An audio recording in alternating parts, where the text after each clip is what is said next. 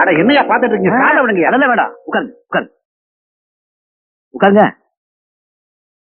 அப்புறம் என்ன விஷயம்? ஒண்ணு இல்ல, நம்ம தொகுதியில வாழப்பாடு தாண்டி ஒத்தமங்கலம் பக்கத்துல ஒரு 50 லட்சம் ரூபாய் செலவுல பாலம் கட்டணும்னு பிடபிள்யூடி மூலமா நீங்க ஆர்டர் போட்டிருக்கீங்களே, அந்த பாலம் சம்பந்தமா பேப்பர்ல வந்த டெண்டர் விளம்பரத்தை படிச்சோம். அது விஷயமா உங்களை பாத்துட்டு போலாமே அப்படின்னு வந்திருக்கோம். அது சரி, அதுக்கும் என்ன பாக்குறதுக்கும் என்ன சம்பந்தம்? நீங்க தானே உணவு மற்றும் பொதுப்பணித்துறை அமைச்சர். நீங்க ஊனு ஒரு வார்த்தை சொன்னீங்கன்னா அந்த கான்ட்ராக்ட் எங்களுக்கு வந்துட்டு போகுது. அத நேரடியா என் பேர்ல இந்த கான்ட்ராக்ட கொடுத்தீங்கன்னா கட்சியில ஏதாவது பிரச்சனை வருங்கிறதுனாலதான் இது வரைக்கான என் மச்சான். இவன் பேர்ல பினாமியா கொடுத்தீங்கன்னா அந்த கான்ட்ராக்ட் எனக்கு வந்த மாதிரி தானே. 50 லட்சம்ங்கிற கான்ட்ராக்ட 30 லட்சத்துல முடிச்சிட்டு உங்களுக்கு 10 லட்சம் எங்களுக்கு 10 லட்சம் பிரிச்சுக்குவோம். என்ன சொல்றீங்க? எல்லாம் சரிதான். நான் மந்திரி, நீங்க எம்எல்ஏ, இவர் வட்டம், அவர் மாவட்டம், அவர் ஒன்றிய செயலாளர், நமக்கெல்லாம் பணம் கிடைச்சிடுது.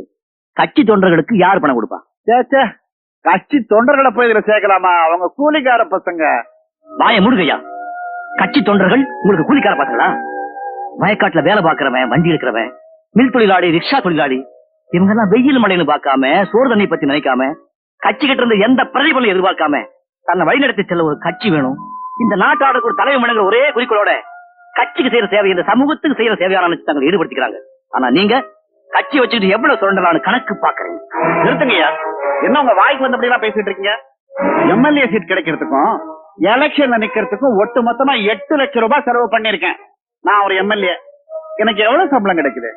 மாசம் 2500 ரூபாய். 5 வருஷத்துக்கு 1,50,000 ரூபாய். இதை வச்சுட்டு நான் என்ன இது பண்ண முடியுமா? செலவழிச்சதுல கால்வாசி கூட தேவையா? ஏதோ உங்களை மாதிரி மந்திரிங்க அப்படி இப்படின்னு கைய காட்டினாதான் நாங்க ஒரு 40-50 லட்சம் ரூபாய் சம்பாதிச்சு அடுத்து வர்ற எலெக்ஷன்ல ஜாம்னு செலவு பண்ணி நம்ம கட்சியை மறுபடியும் ஆட்சி கொண்டு முடியும். யோ, கட்சிங்கிறது வியாபார சந்தை இல்லையா? நீ கணக்கு போடுற மாதிரி ஒவ்வொரு தொண்டை நினைச்சான்னா இந்த நாடே குட்டிச்சவரா போயிடும். நாடு உனக்கு என்ன செஞ்சதுங்கிறத விட நீ நாட்டுக்கு என்ன செஞ்சேன்னு நினைக்கிறதா ஒரு நேர்மையான அரசியல்வாதியோட எண்ணமா இருக்கணும். இன்னைக்கு ஜனங்கள்லாம் அரசியல கேலி கூத்தா நினைக்க காரணம் உன்ன மாதிரி கேவலமான அரசியல்வாதி தான். வாங்க வழியில. இருக்கட்டையா, இருக்கட்டும். உன்னை எங்க எப்படி சந்திக்கணும்னு எனக்கு தெரியும்.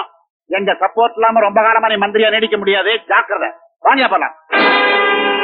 இந்த மாதிரி ஆளுகளோட அரசியல் பண்றதுக்கு பேசாம கணப்பைய கொடுத்து குண்டர் சட்டப்படி நம்ம சாத்துக்கொட்டா சங்கிலிய 1 வருஷம் உள்ள வெளியாச்சு.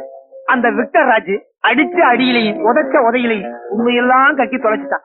இன்னும் கொஞ்ச நாள்ல இன்கம் டாக்ஸ்கார வந்து உங்களை கொடன்னு கடைஞ்சு குருமாவாக்கி உங்களை உள்ள தள்ள போறான். இதெல்லாம் கிடைக்காது. இப்பவே ஆச்சு. நிறுத்தியா? என்னங்க இப்பதான் ஆரம்பிச்சு அதுக்குள்ள நிறுத்த பேச்சு நிறுத்துமே.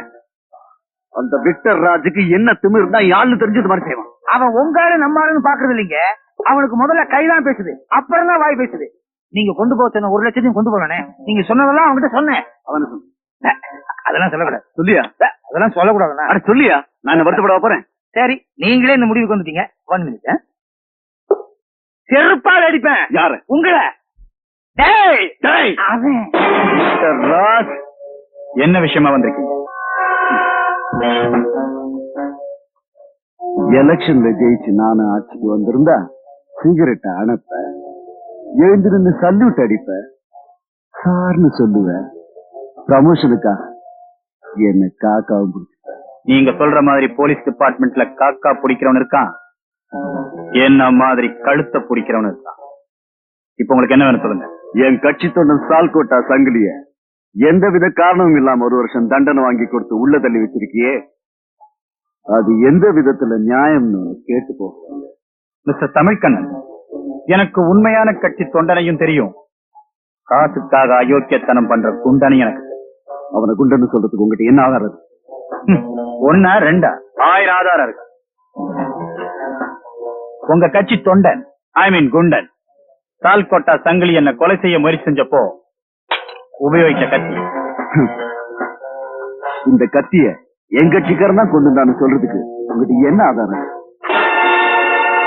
ஏன் போட்டோ எடுத்தீங்க? ஏன் போட்டோ எடுத்தீங்க? கத்திய கொண்டாந்ததுக்கு என்ன ஆதாரம் இருக்குன்னு கேட்டீங்கல்ல, அதுக்குத்தான். புரியல?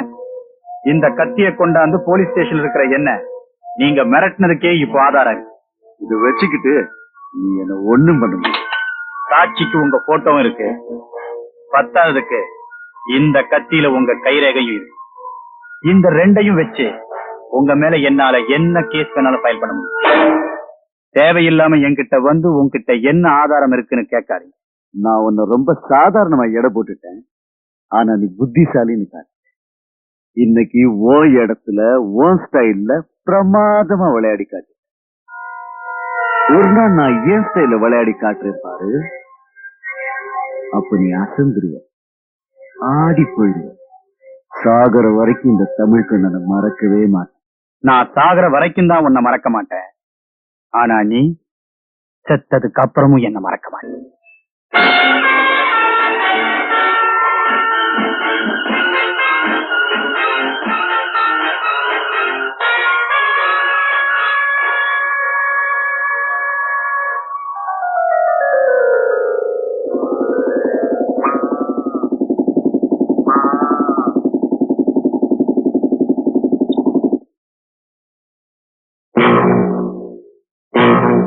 ஜெயிக்க முடியும், ஆனா வாழ்க்கையில இல்ல.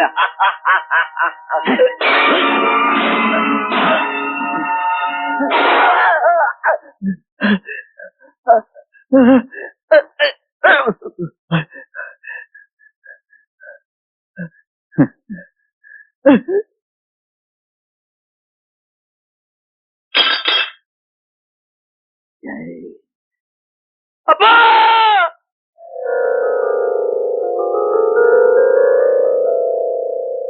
பழைய பகைன்னு மறக்கலையா? அதெல்லாம் மனசுல வச்சுக்காதப்பா. அடுத்த தேர்தல் வருது இல்ல, கண்டிப்பா.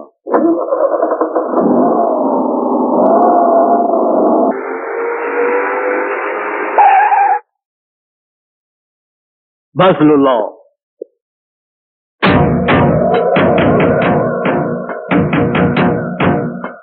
உங்களை நான் எங்கேயோ பாத்திருக்கேனே. பஸ்லுல்லா ஜெகன், பம்பாய் ஜெகன். ஏய், பாம்பே அல்வா. உன்னை பிரிஞ்சதுல இருந்து நான் திருநெல்வேலி அல்வாவே திங்கிறது இல்ல. ஆஹா, உன்னை எல்லாம் அறுவடை பண்ண நில மாதிரி மொழு மொழின்னு வச்சிருப்பேன். இப்ப ஆனமலை காடு மாதிரி இப்படி வளர்த்து வச்சிருக்கிய. பாம்பே இருந்து மெட்ராஸுக்கு எப்ப வந்த? நேத்து வந்து ட்ரெயின்ல டிக்கெட் எடுத்து வந்தியா, எடுக்காமலே வந்தியா? லைட்ல வந்து அப்படி வச்சிருக்கியா? உன்னை எல்லாம் சைக்கிள் ரிக்ஷா, இப்ப பிளைட். நீ எப்படி இருக்கு? அதை ஏன் கேக்குற? எதிர்கட்சியில இருக்கேன். அமைச்சர் ஆகலான்னு பார்த்தா எலெக்ஷனே வைக்க மாட்டேங்கிறாங்க. இந்த பாரு, இந்த பத்திரிகைக்கு பினாமி முதலாளியா இருக்கேன்.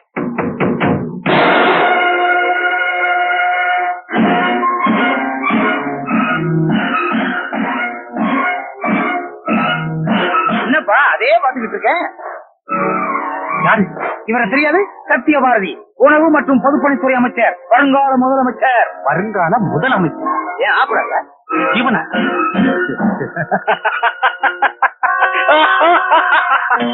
ராட்சச சுறாவாக்கு எப்படிடா பிடிக்க போறோம்னு இவ்வளவு நாளா யோசனை பண்ணிக்கிட்டு இருந்தேன். சுறாவை எறாவாக்கி சுடுகாட்டுக்கு அனுப்புற வழிய பையன் சொல்லிட்டான். சபாஷ் தம்பி, மொத்த வேலைக்கும் 10 லட்சம் ரூபாய், இதுல 5 லட்சம் ரூபாய் இருக்கு அட்வான்ஸ். அத்தனையும் கட்சி தொண்டருடைய சந்தா பணம், ஞாபகம் வச்சுக்க. வெளியிலே சொல்லிடாத. பட்ட சரி. இது அரசியல் விவகாரம். அடுத்த கட்சிக்காரன் இதுக்கு மேலேயும் கொடுத்தாலும் கொடுப்பான். அதுக்காக பிளேட்டை மாத்துற மாதிரி நீ ஏமாத்த நினைச்ச? இந்த பம்பாய் ஜெகன் சொல்ல மீறினதா சரித்திரமே இல்லை. வேணும்னா உங்க ஆத்ம திருப்திக்காக எந்த கோயில்ல வேணாலும் சரி, இல்ல உங்க கட்சி கொடி மேல வேணாலும் சரி, சத்தியம். எனக்கு இந்த சத்தியம் கிட்ட எதுவும் தேவையில்லை. எனக்கு வேண்டியதெல்லாம் சத்திய பாரதியுடைய அழிவு.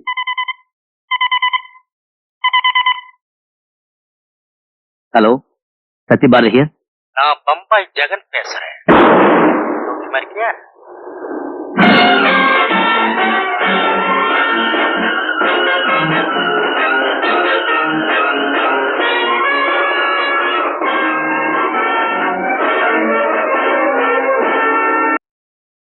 ஹலோ, மந்திரி, நான் ஜெகன் பேசுறேன்.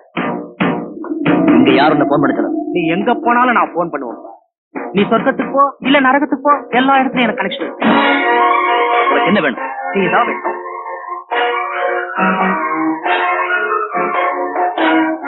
என்னால அங்க வர முடியாது.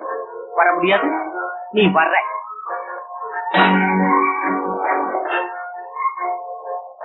விக்டர் ராஜ். ஹலோ சிராஜ், என்ன பாரு, என்ன விஷயம்?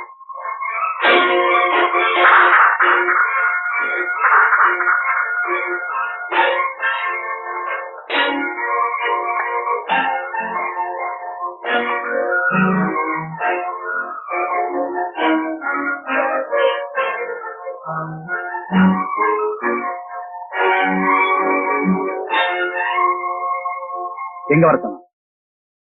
நேரம் ஆச்சு, இந்த இடத்துக்கு தானே வர சொன்ன.